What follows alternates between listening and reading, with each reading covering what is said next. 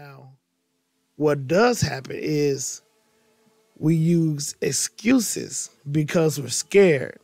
And it's so much easy to have that excuse in the back pocket because we're scared. And then we'll just be like, man, I can't do it because I got the blah, blah, blah. No, you scared. You scared. And it's cool. I've been wishing on dreams instead of problems. Genie, come through. I need you about that bottle. Facing highs, ducking lows, on my toes, never on my pivot. I know I'm tripping, the way I'm living is something missing, but I can't get it. I've been wishing on dreams instead of problems. Genie, come through. I need you about that bottle, that bottle. Nigga, ain't nothing changed but the range. Nowadays, just to cope, I need a... Yo, what's up? This your man Rudy Winslow with another episode of 30 Black and Nerdy, episode 8. Let's get it. What's up, team? How y'all feeling? I'm using a different camera angle, playing with the camera angle, trying to increase the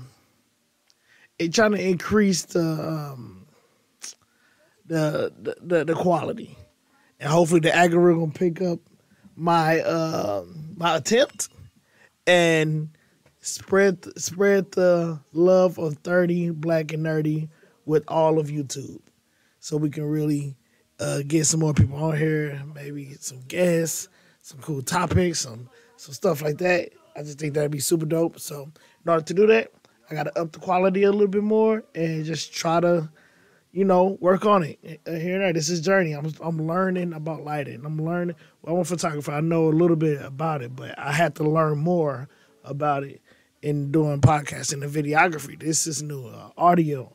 Make sure that you guys can hear me perfectly clear. My voice is a little raspy because I've been coughing. I got bad allergies with the season changing, and it's been tough on me. Anytime that mucus build up, and it happens like periodically. If I get around too much dust, seasonal type of stuff, like grass and all of that stuff. But I think it's mainly like dust though. It really get at me. And that mucus start to build up, and man, I just get the coughing. That postnasal drip, it's horrible. But yeah. So, topic today is imagination. What is the extent of our imagination? I like the Haikyuu jersey. Hinata. What is the extent of our imagination? Even me doing this podcast, I'm on episode 8 right now, and I feel like that's a milestone because a lot of times I do a podcast or I try to start it, I get to episode 2 or 3. But I'm on episode 8 right now, and I feel accomplished about that. But I had to imagine me going past that in order to that even to come into any fruition. And it's a Bible scripture that my mom always told me. Whenever I wanted something or whenever I wanted to do something, she'd say, Rudy, faith without works is dead. Have faith that it's going to come to fruition, that God's going to make it come to fruition. But you got to be moving. You got to be moving. You can't just be sitting there not doing anything and expecting things to just happen. Now, God, he will do it sometimes. And any time that it happens, he's doing it. But there's a requirement of you also. So when my mom used to tell me that, that's something that I take to heart to this day. And I'm steady. The more I grow, the more I get older, the more I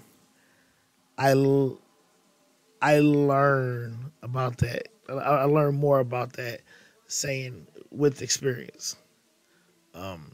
There's a quote from Albert Einstein. Imagination is the preview of life's coming attractions, or something like that. That's powerful because when we grow and when we get older, we're told not to imagine. We're told to be more realistic. We're told not to not to try and go to work and pay your bill. Not go to work and pay your bill. Although, not although, but in addition to, imagine, dream.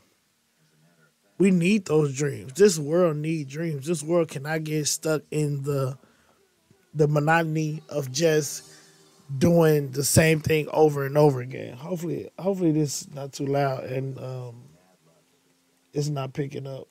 I'm watching do rah rah, do rah rah. Something. One of the hospitals told me to check it out, so I've been checking it out. But we cannot get stuck in the monotony of life and forget that God put us on earth to cultivate, to dream, to create, all of that, to inspire, to lift one another up.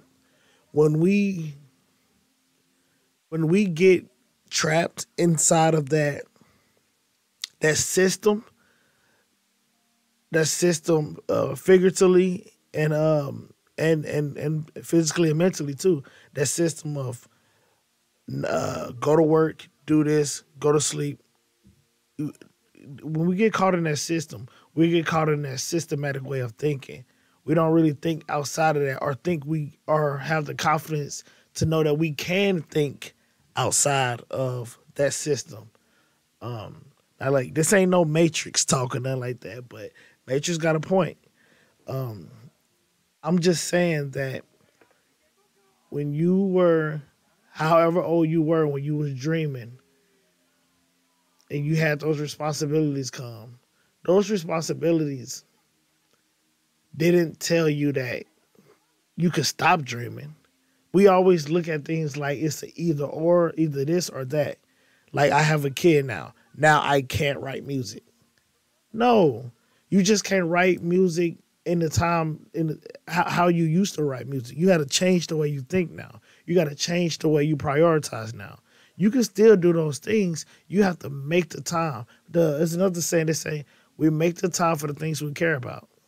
If you care about it, you're going to make the time. I know that Sunday football is going to happen on Sunday. And the Eagles are going to play at whatever time they're going to play. And if I can push or move things around for I could be able to catch that game, I will, because that's something I care about. Or if my daughter wants to do volleyball and she has a practice, and I really like the fact that she likes sports like that. And it makes me feel good when I see her competing and trying and growing. I care about that. So if I got stuff going on, I'm going to make time for that because it's something I care about. Now, what does happen is we use excuses because we're scared. And it's so much easy to have that excuse in the back pocket because we're scared. And then we'll just be like, man, I can't do it because I got the blah, blah, blah. No, you scared. You scared. And it's cool. Like I think I said a few episodes ago, it's okay to be scared. It's okay. You just gotta do it scared though. You gotta do it scared. You can't allow that fear to paralyze you. Now, I can inspire and I can motivate, I can lift you up, but at the end of the day, we have to make action. And the part of making action is writing it down, putting it on camera, making a video of yourself and leaving it in your phone and saying like, yo, you need to do this. You need to do this on Tuesday. We're going to work out. That's my thing right now. I need to start back working out.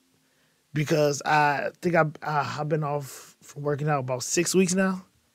It's horrible, horrible, horrible. And I can make all the excuses in the world. Oh, I got to study. I got to make content. I got to do this. I got to do that. If I really care, I would make time. Truth of the matter is, I don't care that much right now.